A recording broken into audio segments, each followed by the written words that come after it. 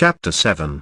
Defenses to Enforcement. Introduction. This chapter examines a number of the defenses absent parents raise most frequently in their attempts to avoid enforcement of support orders. Chapters 7 and 9 discuss defenses raised to prevent the establishment of an order and defenses peculiar to interstate cases, respectively. This chapter covers the following defenses: inability to pay, termination of parental rights, custody and visitation interference, release agreements, waiver by acquiescence, laches, and other equitable defenses, payment by alternative method, non-paternity, statutes of limitation, emancipation, death of obligor, bankruptcy, property exempt from execution, challenges to the state's authority to enforce the order, and attacks on the validity of the support order due to lack of personal jurisdiction. Most defenses to enforcement of child support orders have been held valid in at least some states. Especially as to the equitable defenses, the appellate decisions make it clear that the ruling is made in light of the circumstances of each particular case. An appellate court most likely will give great deference to the trial court's ruling, unless the law is clear. For this reason, child support enforcement attorneys should be well armed at the trial court level with case law from other jurisdictions and compelling arguments of public policy favoring enforcement. Many of the cases cited in this chapter contain good public policy discussions, some as dicta. The child support attorney also should remember that state appellate courts are increasingly supportive of the child support enforcement program and are overturning outdated decisions in the child support enforcement area. Even if a trial court is compelled to follow a long line of musty common law, recent moves by a majority of other states can sway appellate courts. More important, the Child Support Enforcement Amendments of 1984 will markedly diminish the effectiveness of many defenses, at least at the enforcement stage. Once states comply with the 1984 amendments,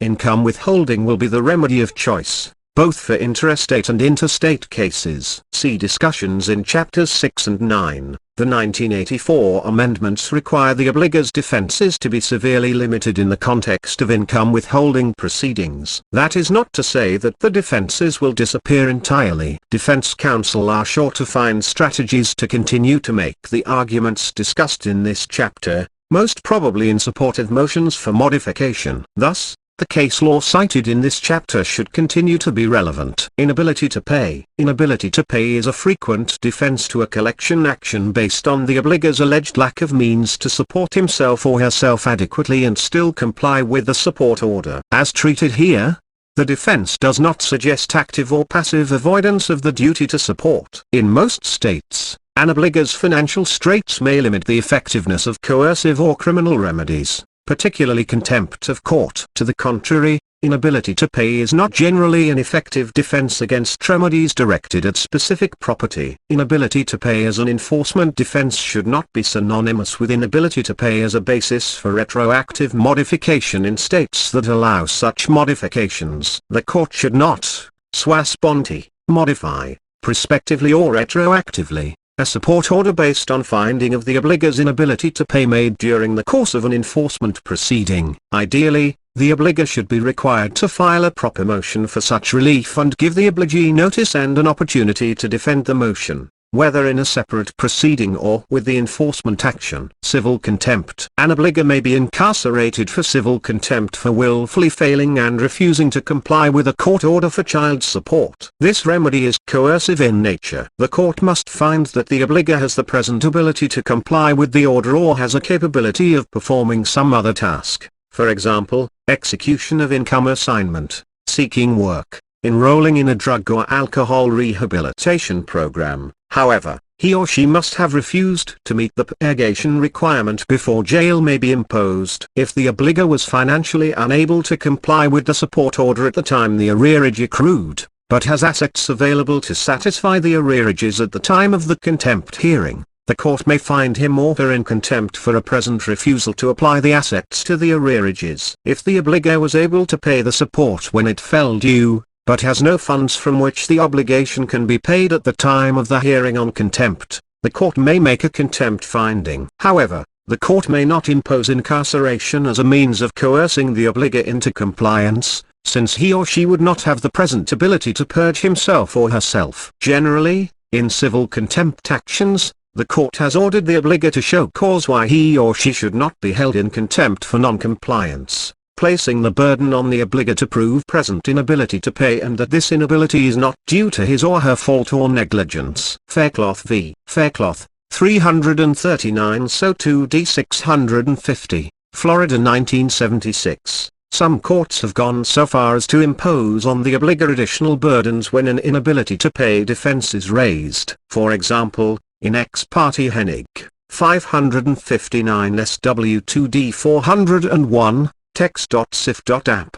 1977, the court held that the obligor could be required to show that he had no real or personal property that could be sold, that attempts at borrowing had been made and were unsuccessful, with particulars, and that the obligor knew of no other source, including relatives, from whom he could borrow the funds to satisfy the support obligation. Similarly, in Dawson v. Dawson, 453 So 2d 1054, Alabama.sif.app. 1984, the court stated that merely being unemployed and having no cash is inadequate proof of inability to pay. In that case, the obligor recently had been awarded considerable assets by the divorce judgment that were unaccounted for at the contempt hearing. The court concluded that they still should be available for satisfying the child support delinquency. If the obligor placed himself or herself in a position of being financially unable to comply with the support order and the court finds the acts of the obligor to be in contumacious disregard of the court's order, the obligor may be held in contempt. Generally, however, the obligor cannot be incarcerated for civil contempt, again, because he or she would not have the keys to the jailhouse. An exception could occur when the court has imposed a purgation requirement other than payment of money and the obligor has refused to perform. Criminal contempt. Some courts have stated that criminal contempt proceedings may become appropriate when a person commits chronic violations of a court order, single violations of which constitute civil contempt. In those cases, the repeated violations constituted blatant contumacy. National Popsicle Corporation v. Kroll, 104 F2D 259, 260, CA2 1939. Criminal contempt is defined as conduct that tends to impair the authority of the court. A judgment of criminal contempt is punitive, rather than coercive in nature. For this reason, the obligee need not show that the obligor has the present ability to meet the obligation, and a criminal sentence, rather than a purgation requirement, is imposed. In Murray v. Murray, 587 P2D 1220, Hawaii 1978, the Supreme Court of Hawaii determined that an obligor could be sentenced for criminal contempt for willfully violating the terms of a support order, even though, at the time of the hearing, he or she did not have the present ability to comply with the order or to pay the arrearages. The court pointed out, however, that when criminal sanctions are imposed, all statutory, procedural, and due process requirements must be followed strictly. Remedies directed against specific property. An absent parent's prior or present inability to pay child support generally is not a successful defense to actions directed at specific assets of the absent parent, such as garnishment of wages or levy and execution on real or personal property. In the majority of states, past due support installments become vested as judgments in favor of the obligee immediately on default, and the courts have no power to give retrospective application to a modification. In these states, the obligor must seek prospective modification of the support order at the time his or her change in circumstances makes it impossible to meet the support obligation. In jurisdictions requiring the arrearages to be reduced to judgment before collection action may be directed against property, many courts allow the absent parent to argue for equitable relief justifying retroactive modification based on his prior inability to pay the ordered amount of support. Welser v. Welser, 149 A2D 814, N.J.App.diff.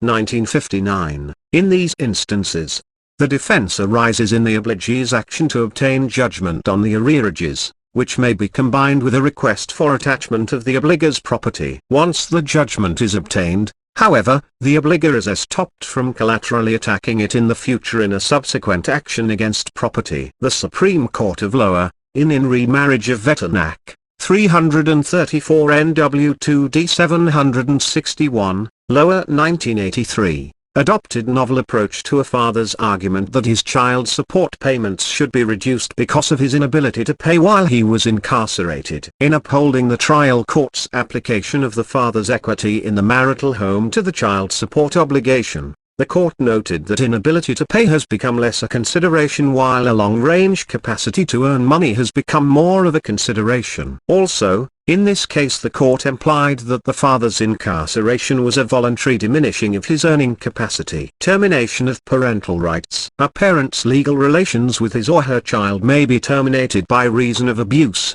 neglect, or abandonment of the child or after consent to the child's adoption. A final decree of adoption terminates all legal relations between the adopted child and his or her natural parent or parents. Upon adoption, all unvested legal rights between the adopted child and his or her biological parents are absolutely terminated, and the natural parents are relieved of all future duties and obligations, including support, with respect to the child. However, if an obliga's child support arrearages have been reduced to money judgment, or have attained such status by operation of law, the right to such payments becomes vested, and the debt is not affected by the adoption. C. V. R. 404A2D 366, NJ 1979. The accrued arrearages represent monies due pursuant to a valid judgment ordering payments for the support and benefit of the minor child. Such arrearages are still due and owing and have not been eradicated by the adoption decree. Sample v. Petrolsky, 313 SE2D 145, GA.app. 1984. Adoptions involving minor children whose natural parents are living require parental consent, unless the parent-child relationship has already been terminated on other grounds, such as abuse, neglect, or abandonment, or that termination would be in the children's best interests. In interest of Goethe, 311 NW2D 104, lower 1981. Frequently, in exchange for a consent to the adoption, the custodial parent agrees to waive the right to collect accrued child support arrearages. Rogers v. Rogers, 505 SW2D 138, Mo.app. 1974. In most states, the custodial parent has the legal authority to bargain away the arrearages as consideration for the consent, which is viewed as a simple contractual agreement. However, since a custodial parent generally lacks authority to bargain away current or future support, the agreement may not purport to waive support due between the signing of the agreement and the final adoption order. Rogers, Supra, at p.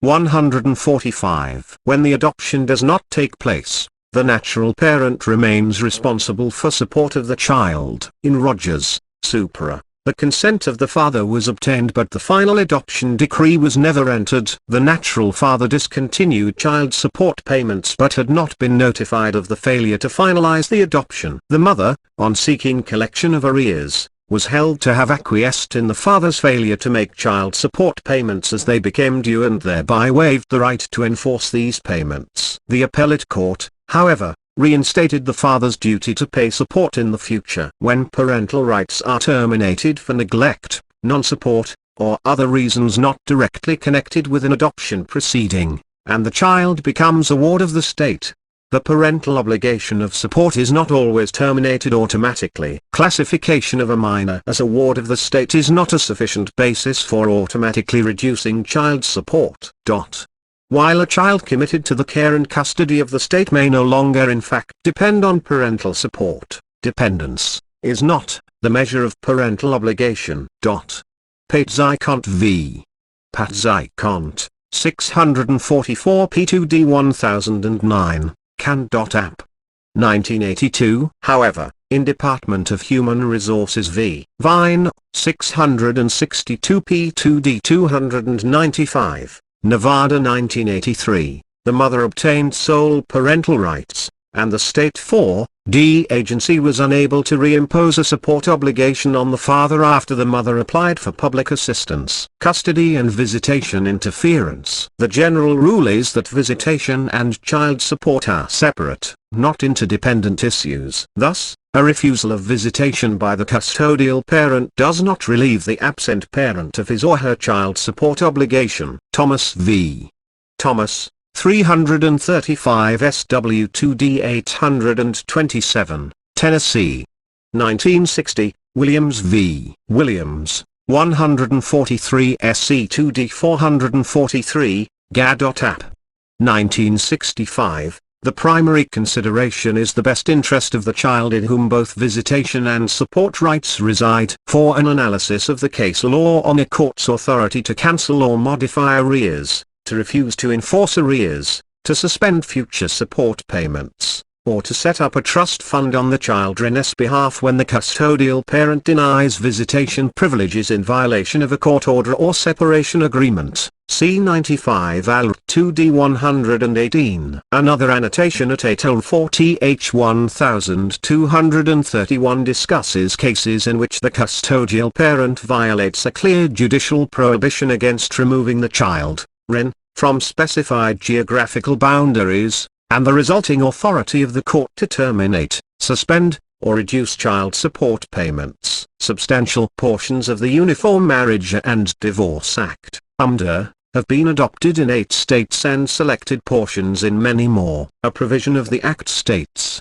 in part, that if a party fails to comply with a provision of a decree or temporary order, the obligation of the other party to make payments for support or to permit visitation is not suspended, but he or she may move the court to grant an appropriate order. UMDA, 9 AULA, seconds 315. There are few interpretive decisions, but 2 Illinois courts have held that the appropriate remedy for a father who has been denied visitation is to move the court for contempt against the mother and possibly a change of custody in the appropriate circumstances. Huckabee v.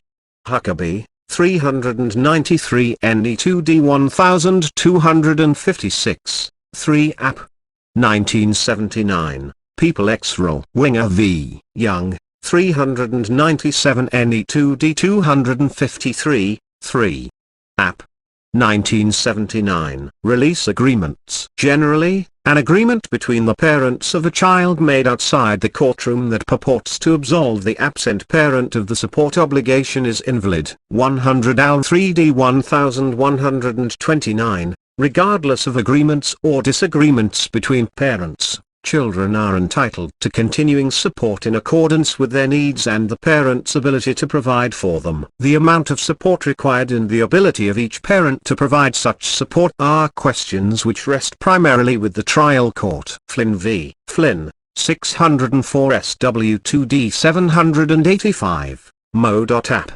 1980. Nevertheless, such agreements occasionally form the basis of a defense. They can be express attempts at accord and satisfaction, or implied as a result of a reconciliation between the parents. Accord and satisfaction. An accord is a contract to discharge an existing cause of action, tort, or contract. Satisfaction is the performance of such contract. 1. In the context of child support arrearages, accord and satisfaction can be defined as an agreement between the absent parent and the custodial parent relieving the absent parent of past due child support payments, either in exchange for some other valid consideration or if supported by the requisite donative intent. The most significant distinction in determining the validity of agreements is between past due support and future payments. Arrearages have been held to represent a debt due the obligee for prior care given the child, and, therefore, may be negotiable. In Anderson v. Anderson,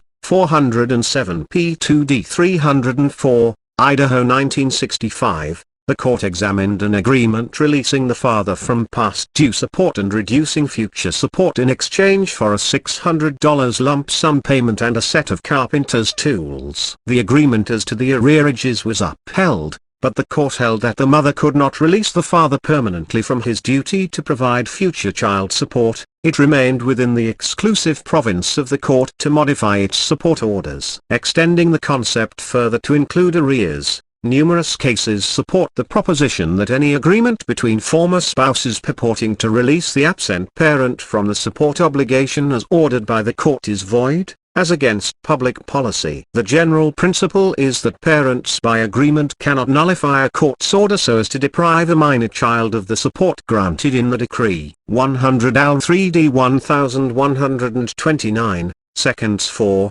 c. Pages 1149 to 1153. In some instances, courts have invalidated agreements between parents on the ground of insufficient consideration. For example, in Herb v. Herb, 103 NW 2D 361, lower 1960, the court held that there was no consideration for an agreement to reduce the decreed child support payments from $30 per week to $70 per month. According to the ruling, the custodial parent gained nothing she was not already entitled to receive, and the absent parent did not obligate himself to do anything he was not already required to do. Similarly, in McCabe v. McCabe, 167 NE 2D 364, Ohio App.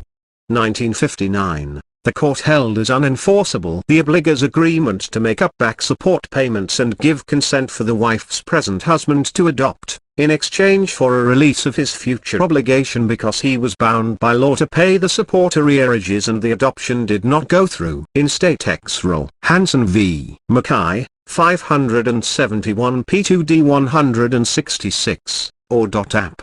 1977, the court found that a gratuitous satisfaction of judgment by a mother who had assigned her support rights to the Oregon 4D agency had no effect on the agency's right to enforce the judgment. Remarriage of absent and custodial parents. According to the Illinois Court of Appeals, 4th District, in Ringstrom v. Ringstrom, 428 NE 2D 743, 1981. The vast weight of authority holds that the remarriage of the parties to each other annuls the prior divorce decree and restores the parties to their respective rights as if they had never been divorced. Therefore, the mother may not later seek to collect arrearages that occurred under the order for support contained in the first divorce decree. It is questionable whether this rule would be applied to support arrears that had been assigned to a state 4D agency prior to remarriage. As noted in Green v.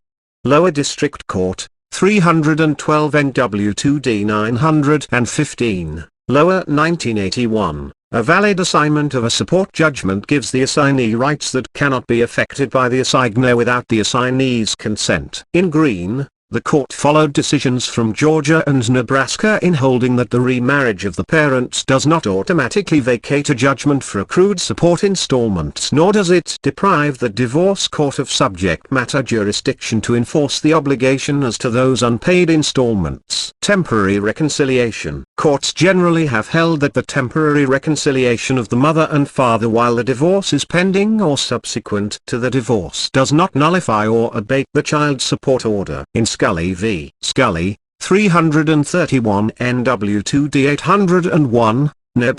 1983, the court stated that there was no authority to reduce past due installments for child support and that the father remained liable for $11,700 in unpaid child support for a period in which the mother and children resided in his home. The court admitted that in some circumstances the principle of equitable estoppel would preclude collection, based on grounds of public policy and good faith. Circumstances would require good faith reliance on statements or conduct of the party to be estopped, and a change of position to his detriment by the party claiming estoppel. Waiver by acquiescence, laches, and other equitable defenses. Waiver by acquiescence and laches are similar defenses. Black's Law Dictionary defines laches as a failure to assert a claim within a proper time, while acquiescence implies knowing assent on which another relies. In regard to child support enforcement, 5 Al 4th 1015 defines laches as a delay in seeking recovery of arrearages of court-awarded child support. It is ordinarily a defense to such recovery only when it is shown that the custodial parent's delay in seeking recovery prejudiced the absent parent. Papcun v. Papcun,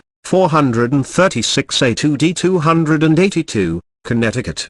1980. held that prejudice was not established because the absent parent had not changed his circumstances in reliance on the custodial parent's 9-year delay in failing to collect payments. When prejudice is established, as in Anthony v. Anthony, 204 NW 2D 829, lower 1973, where the wife delayed 17 years in pursuing her right to collect child support, the deciding factor was the absent parent's reliance on her delay, which led him to believe she intended to waive or abandon recovery. Laches in this case was held to be a valid defense. Laches may be a partial defense, as demonstrated by Accrued v. Gardner, 257 A2D 174, MD.App. 1969. Laches was held to constitute a partial bar to an attempt by a divorced wife to obtain a judgment for arrearages in alimony and child support that were approximately 13 years past due. The divorced wife had waited too long to recover arrearage payments meant to cover current support obligations. The court awarded arrearages for only 3 years prior to the filing of the petition. Another view is that the doctrine of Laches has no application to child support obligations. Fitzgerald v. Fitzgerald, 618 P2D 867, Montana 1980, under a divorce decree, the liability of a parent for child support payments should be unaffected by the laches of the other parent in seeking enforcement of the child's rights. Proceedings to enforce support judgments are equitable in nature, and a mother may not be found to have waived her child's right to receive support from its father by failing to promptly enforce it. Armour v. Allen, 377 So 2D 798, Fla. App. 1979. The defense of waiver by acquiescence implies the obligee's knowing waiver to non-payment or partial payment of child support. Material prejudice is not always a requirement of estoppel by acquiescence. Davidson v. Van Lengen, 266 NW 2D 436, 5 Al 40H 1001, lower 1978. However, there must be substantial evidence that the custodial parent had intended to waive back child support. Sheffield v. Strickland, 599 SW 2D 422, Arc. App. 1980, also notes that laches, estoppel, and statutes of limitation are affirmative defenses to a petition to reduce arrears to judgment, and must be pleaded affirmatively. If the evidence does not support the obligator's contention that there was an agreement to reduce or waive child support payments, then the obligee will not be held to have acquiesced. Lewis v. Lewis, 256 NE 2D 660, 3 App. 1970. In Remarriage of Herman, 466 NE 2D 1289, 1984, the First District Illinois Court of Appeals stated that the defense of equitable estoppel must be proved by clear and unequivocal evidence. Equitable estoppel arises when the voluntary conduct of the obligee results in good faith detrimental reliance by the obligor and an unwarranted benefit to the obligee. The court in Herman noted that cases which have found equitable estoppel have involved egregious circumstances. In State Ex Rel. Division of Family Services v. Willig, 613 SW 2D 705, Mo. App. 1981. The mother testified she had not entered into written or verbal agreement with the father that he not pay child support. She admitted requesting public assistance because she did not expect to receive any child support from the father. The court found insufficient evidence to support the finding that the former wife had acquiesced in her former husband's non-payment of child support for the 5-year period preceding her assignment of support rights to the state. The court's determining factor was that taxpayers, through AFDC, were providing the support the husband owed and that his testimony that he had been contacted several times by the welfare department belied any contention of waiver by acquiescence. On the other hand, the same Missouri court later found, in State Ex Rel. Division of Family Services v. Rubel, SW2D, Mo.App. ED 48498, the 22nd of January 1985, that, by virtue of 2 written agreements with the father to modify the support order, the mother had acquiesced to reduced payments. The agreements had been filed with the court, but the court heard no motion to modify support and was not asked to approve the agreements. Nevertheless, when the mother assigned her support rights to the state as a condition of eligibility for AFDC, the state was deemed to have received an assignment of the mother's legal right to receive support as specified by the original decree and not pursuant to the agreements. Further, the state was not estopped by a misrepresentation of its agents, who, over a period of more than 6 years, had instructed the father to pay child support in accordance with the filed agreements, rather than with the original decree. The state was allowed to recover the full amount due under the court order from the date of the mother's assignment of support rights. Payment by alternative method. Generally, as a matter of law, an obligor should not be allowed credit for expenditures made while the child is in his or her custody or for other voluntary payments made on behalf of the child that do not conform specifically to the terms of the decree. Credit for voluntary payments permits the absent parent to vary the terms of the decree and usurps the custodial parent's right to determine the manner in which support money will be spent. Hirschfield v. Hirschfield. 347 NW2D 627, Wisconsin. App.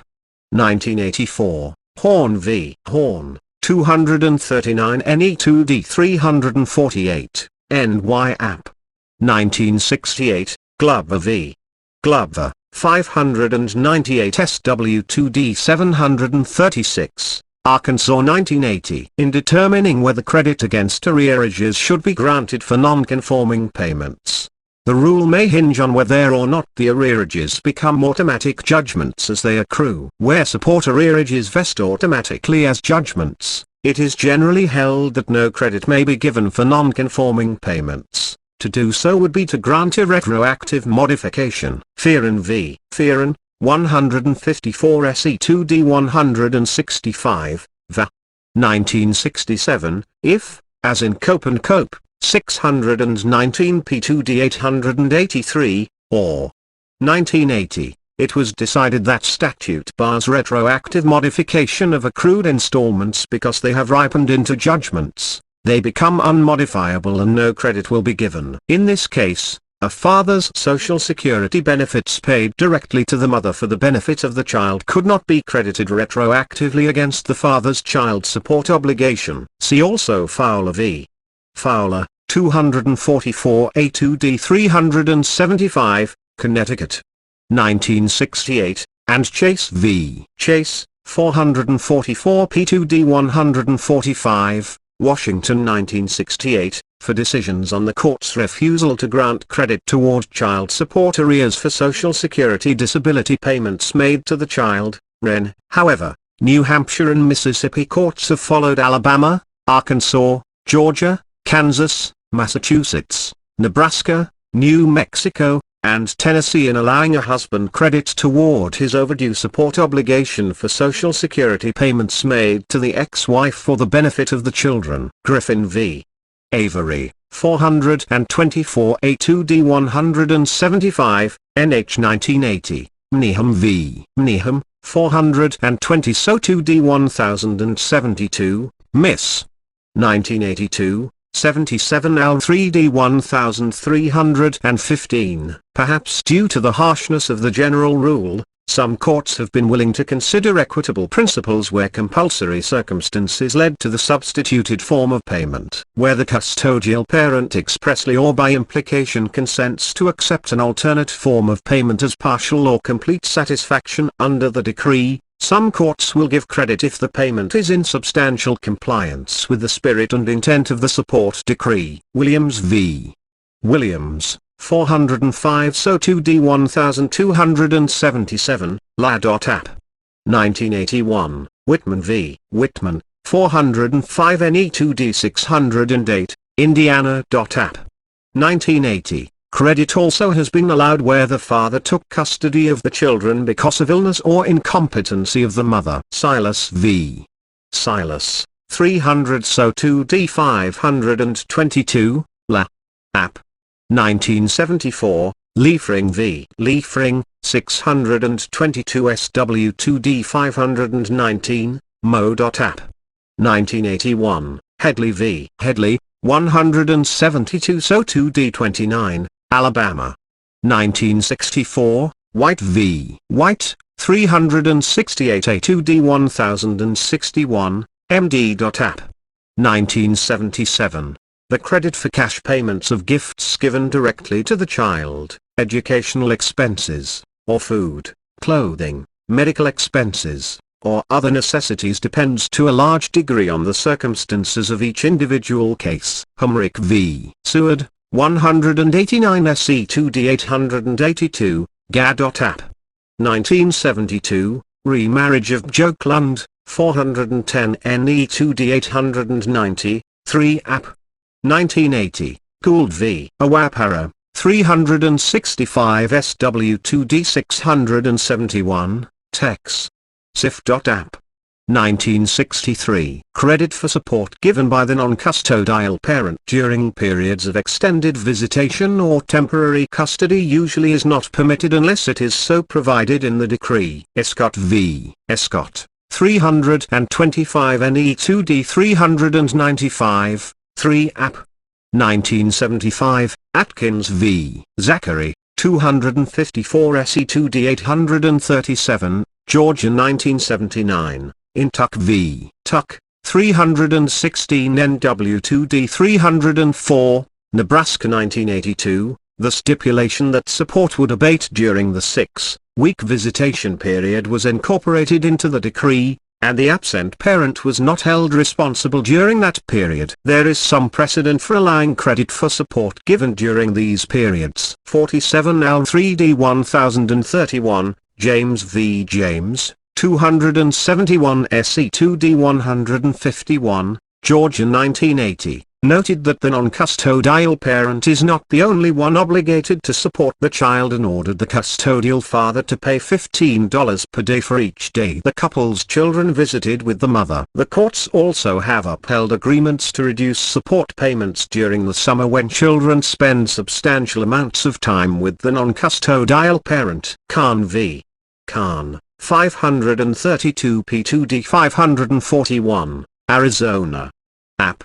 1975. Non-paternity. An absent father often will claim that, after his marriage to the mother was dissolved, he discovered that he was not the natural father of a child conceived or born during or before the marriage. Courts differ on the effect of a paternity finding or an implication of non-parentage in a divorce decree. The doctrine of res judicata would prohibit later litigation of a matter on which final judgment was reached. As long as one of the parties is not guilty of fraud or collusion, the father normally would be collaterally estopped from relitigating material facts and questions that were directly in issue in an original divorce or support proceeding. In some cases, the doctrine of res judicata extends to incidental questions arising in the previous action, so that a final judgment on matters essentially connected with the subject matter in earlier litigation may be conclusive. Under this broad concept of res judicata, most courts have found that a father and mother are bound by a finding or implication of paternity in a divorce or support proceeding. However, a child or a stranger who was not a party to the earlier proceeding is not bound by the court's determination. Courts that have considered the effect on a father of an order entered in divorce or support proceedings are divided as to whether the paternity issue must have been raised and litigated in the original action. Decisions from almost every state are reported in the annotation at 78 Al 3D 846. In a similar vein is the decision in re Johnson, 152 calories.rptr. 121, 88 calories.app.3D 848, 1979. Relying on Clevenger v. Clevenger, 189 California. App.2D 258, 1961, the court held that the husband was estopped from asserting illegitimacy in a support proceeding, even though the parties had stipulated that he was not the father of a child born 10 days prior to the parties' marriage. The court based its reasoning on facts indicating that the husband represented himself to the child as his father, that the husband intended for the child to accept and act on this representation, and that the child relied on the representation in ignorance of the true facts. Statutes of Limitation. Statutes of limitation prevent the assertion of claims that have become stale. State statutes vary from 5 to 20 years, in which judgment creditors must act to enforce judgments before they become dormant. Normally, a judgment may be revived by a writ of sine faces. See discussion in Chapter 6. A normal money judgment is based on a fixed amount and does not accrue any new or additional rights from the date of rendition. However, a child's right to support is ongoing until the child reaches majority. At the time a child support order is issued, it is not a judgment of a sum then due, like most awards, but rather a variable sum that increases as each installment is unpaid. State Ex Rel. Stanhope v. Pratt, 533 SW2D 563, Mo. 1976. Given the installment nature of a support order, a majority of jurisdictions have ruled that the statute of limitation does not begin to run until each installment becomes due, rather than at the time the order is issued. 70 Al 2D 1250, 1258. Treaster v. Laird, 519 P2D 1231, Colorado 1974, Bruce v. Phoeb, 488 P2D 662, Arizona 1971, Kuhn v. Kuhn, 313 P2D 369, Wash. 1957, Britain v. Britain, 671 P2D 1135, NM 1983. Several courts have disallowed statutes of limitation entirely, because a judgment for child support is a continuing judgment and always subject to modification by the court. Miller v. Miller, 46 NW 2D 618, Nebraska 1950, Innipfer v. Buller, 35 NW 2D 425, Minnesota. 1948. The Minnesota court held that the statutory period does not begin to run until the children reach majority and all payments are due. In states where each unpaid child support installment is not automatically a part of a judgment, an independent action for judgment may be brought within the appropriate statutory period after the child attains majority. In Croager v. Croager, 353 NW 2D 60, Wisconsin. App. 1984, the court held that the obligee had 20 years after the daughter reached the age of majority to bring an independent action for judgment. However, in Griffin v. Avery, 424 A2D 175, NH 1980, the court applied the 6-year limitation applicable to personal actions, rather than the 20-year limit on actions on judgments, since the unpaid installments were not judgments. Most statutes of limitation contain tolling provisions, such as the defendant's absence from the state, the minority of the plaintiff, a written acknowledgement or promise by the defendant to pay the debt, and sometimes a payment on the debt or acknowledgement on the court record of partial satisfaction of the debt. Child support attorneys should be well acquainted with the applicable statute of limitation in their state, with means of revival, and with applicable tolling circumstances. Emancipation. The obligation of parents to support their children ordinarily ceases on the children's reaching the age of majority or on the children's emancipation. Cordonez v. Cordonez, 215 P2D 32, California 1950, Neeson v. Neeson, 157 NW 2D 660, Wisconsin 1968, 32 Al 3D 1057, the emancipation of a minor child frees the child from parental control. At the same time, the child surrenders his or her right to maintenance and support from his or her parents. Bierman v. Bierman, 584 SW2D 106, Mo.App. 1979. Thus, the courts are not required to establish or enforce support orders for any minor child who has become self-supporting, emancipated, or married or who has ceased to attend school after the applicable age of majority. In Re Miller, 660 P2D 205, or.App. 1983. A parent's liability to support terminates when the child is in no way dependent on him or her for support. Wood v. Wood, 61 So 2D 436, Alabama. 1952, in Remarriage of Fetters, 585 P2D 104, Col.App. 1978, Iskeith v. Iskeith, 250 NIS 2D 481, UFT. 203 NE 2D 925, NYCT. App. 1964, for attorneys in the Child Support Enforcement Program, the problem most often arises in determining whether an absent parent is entitled to relief from further payments under an existing support order. The defense that the child has become emancipated does not automatically relieve the parent of a support obligation. Torma v.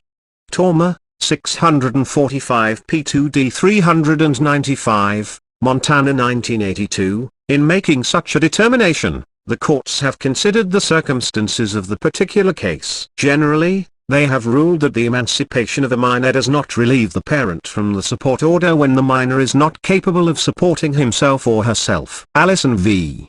Binkley, 259 SW2D 511, Arkansas 1953, in Camp v. Camp, 640 P2D 48, Wyoming 1982.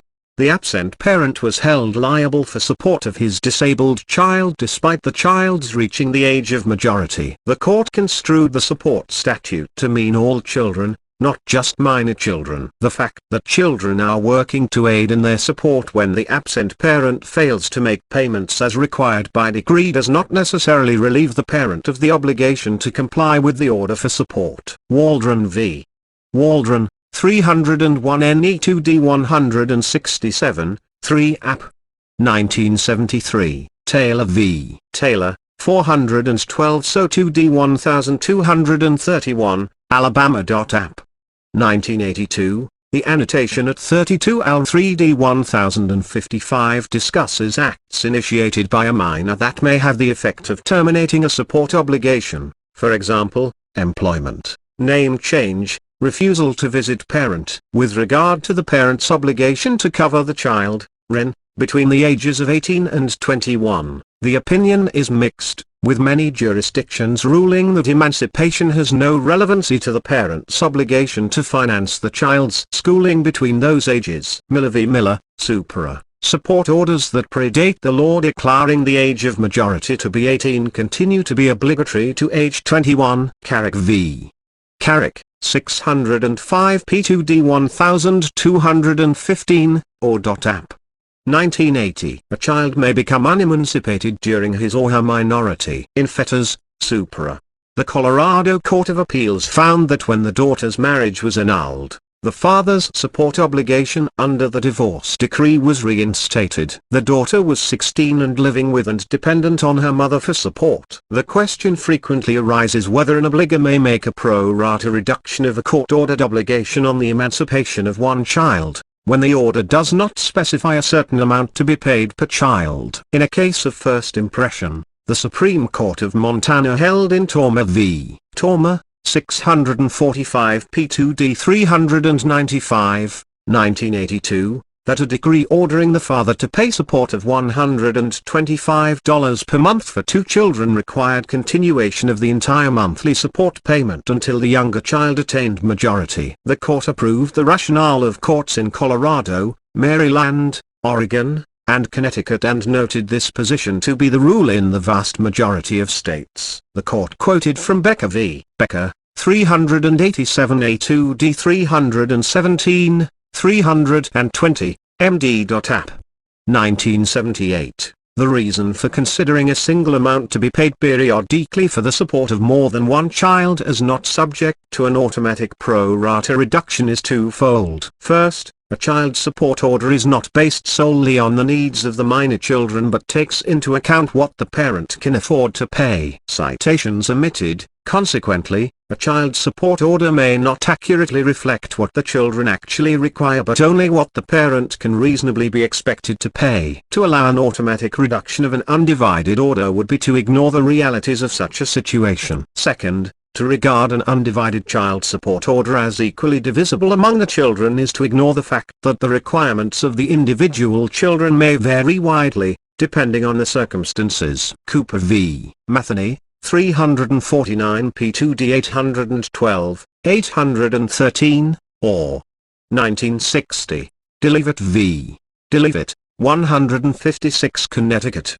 1, 238A2D 402, 404, Connecticut.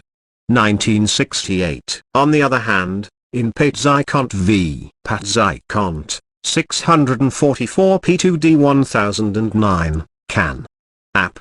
1982, the court held that lump sum orders may be reduced proportionately without modification upon death, majority, or change of custody to another parent. Interestingly, the Kansas court also pointed out that emancipation, including marriage, does not necessarily terminate the obligation of support, as dependency is not a measure of parental responsibility in Kansas. Death of obligor. At common law, the father's obligation to support his child terminated simultaneously with his death. 18 Al 2D 1126. When there is an order to make payments for support of a child, the order terminates automatically with respect to payments that would become due after such death, unless the court has ordered that those payments shall not be affected by the parent's death. Gordon v. Valley National Bank, 492 P2D 444, Arizona. App.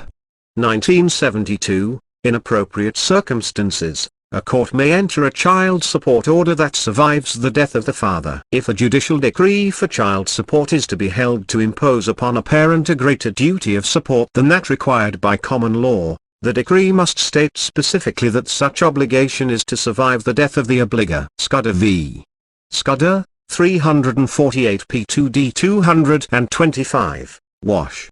1960, the court, in Spencer v. Spencer, 87 NW 2D 212, Neb.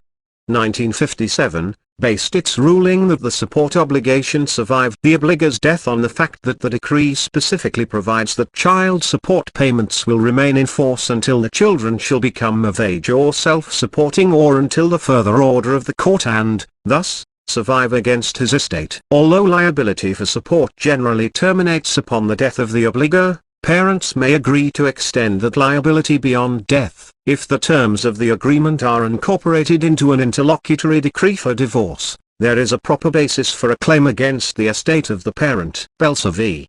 Belser, 2 calories. RPTR.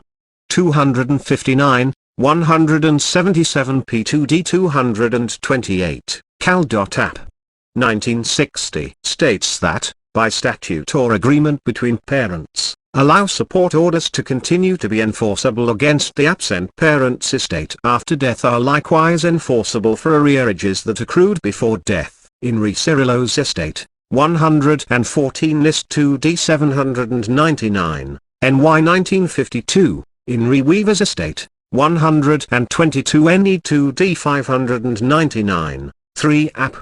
1954. In those states having adopted UMDA in its entirety, the statute provides that death of a spouse terminates a maintenance obligation but not a support obligation. UMDA, 9 AULA seconds 316, B, C, 201 floor 0005006. In some states, the statute does not contain the provision excluding termination of support. Therefore, unless otherwise agreed in writing or expressly provided in the decree, provisions for the support of a child are terminated by emancipation of the child or death of either party. Bush L.V. Sep. 613 SW2D 689, Mo.App.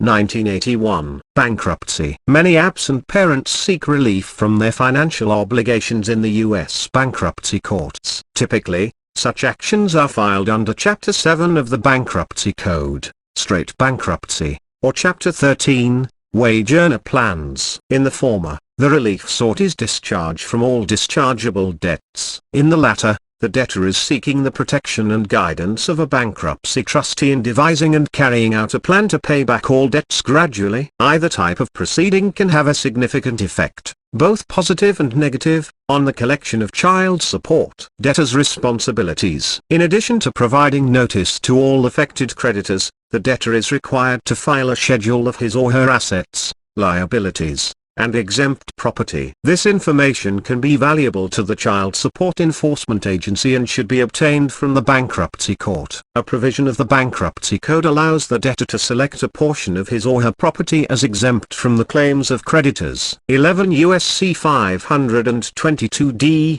The Code further provides that state law may determine these exemptions and supersede the Code provision. Many states have taken advantage of this authority, and state exemption laws often provide the obligor less protection from child support claims than from the claims of other creditors. See, for example, Sections 452.120 RSMO, Sup. Thus, there may exist a pool of identified assets that may be seized to collect support arrearages. Automatic stay. By virtue of 11 U.S.C. 362a, creditors generally are prohibited from taking any actions to establish or collect debts while the debtor's bankruptcy proceeding is pending. This stay arises automatically upon the filing of the bankruptcy petition. To the extent that it prevents the collection of child support obligations, the stay can create time-consuming litigation. In Chapter 7 proceedings, the length of time between the debtors filing the petition in bankruptcy and the granting of the discharge is short, 3 to 4 months, after which, collection action for the non-dischargeable child support debt may proceed. Therefore, it is usually best to honor the stay. Unfortunately, because of difficulties faced by State 4D agencies in receiving and reacting properly to notices of filing, the agency occasionally will take action against an absent parent in ignorance of a pending bankruptcy proceeding. This also can be a problem with actions which take a number of months to complete, such as outstanding arrest warrants and tax refund interceptions. An exemption to the automatic stay does not make a support collection action immune from injunction. As the House Judiciary Report under 11 U.S.C. 362 declares, the bankruptcy courts have ample powers to stay actions not covered by the automatic stay. When an action is accepted from the automatic stay, the trustee must move the court into action, rather than requiring the creditor to move for relief from the stay. In this way, the court determines on a case-by-case basis whether or not to stay a particular action. As a result, the 4D attorney occasionally finds himself or herself in an adversary proceeding in bankruptcy court. In such a situation, it would help to have an argument that the stay should not apply to prohibit the collection of assigned child support. The rest of this subsection is devoted to constructing this argument. The most helpful language exists in the automatic stay section itself. 11 U.S.C. 362b provides that the filing of a petition under Chapter 7 does not operate as a stay for collection of alimony, maintenance, or support from property that is not property of the estate. Property of the estate includes all of the debtor's assets but excludes exempt property and the wages the debtor earns while the bankruptcy proceeding is pending. This is not true in Chapter 13 cases. As a result, it could be argued that a wage garnishment or income withholding order for child support issued while a Chapter 7 bankruptcy is pending should not be stayed. Another effective argument hinges on public policy. Section 456(b) of the Social Security Act, 42 U.S.C. 656(b), states that child support obligations which have been assigned to states pursuant to Title 4D are not dischargeable in bankruptcy. See below for a discussion of the dischargeability issue. This language suggests a congressional declaration that enforcing a parent's child support obligation is more important to society than providing that parent with a totally fresh start financially.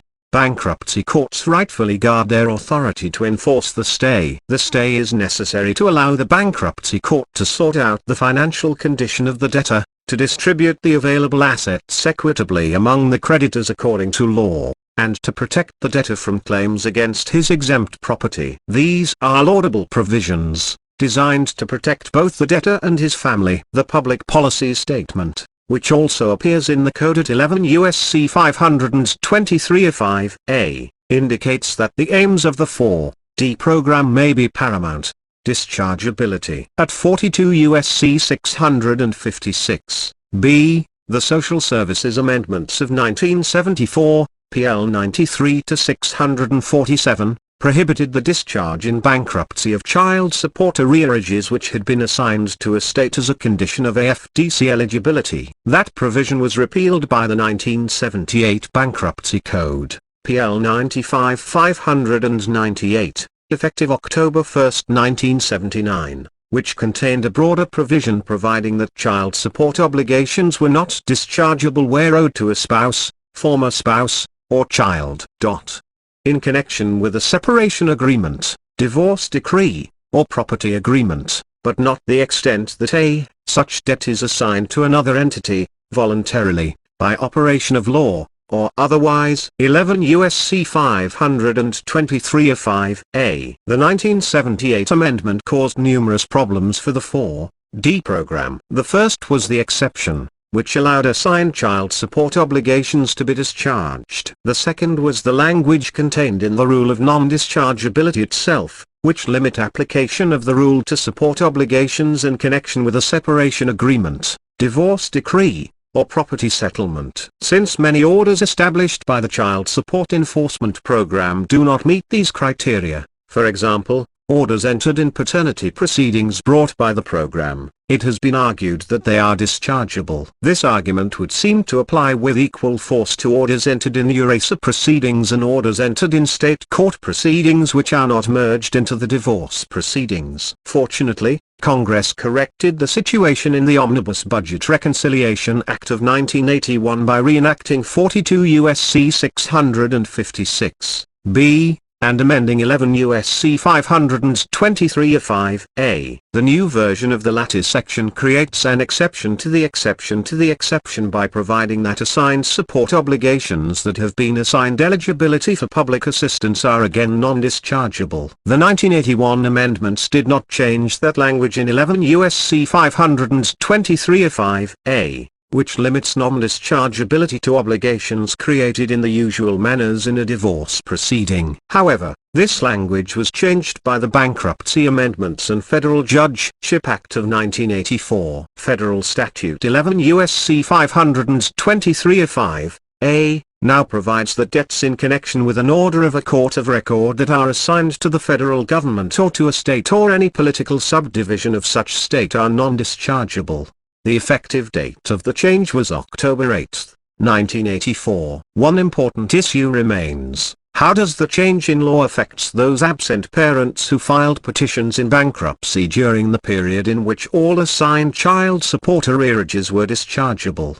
In matter of Reynolds, 726 F2D 1420, Cas. 1984. The Ninth Circuit U.S. Court of Appeals held that the change in law applied to actions that were pending in bankruptcy court when the change in law occurred. The court found a congressional intent for such a holding in the 1981 Act's language, which made the amendments dealing with dischargeability effective immediately upon enactment, August 13, 1981. Property exempt from execution. Many states have laws that make homestead items, which are exempt from execution by general creditors, subject to execution for collection of child support. See, for example, Sections 452.140 RSMO, 1978. Some courts are willing to create such an exception without statutory support. Although Nevada law does not contain a provision like this, the Nevada Supreme Court had an opportunity to examine the applicability of the homestead exemptions in a mother's action to collect approximately $90,000 in child support arrearages which had accrued under an Indiana order. After the mother recorded her Indiana judgment in Nevada,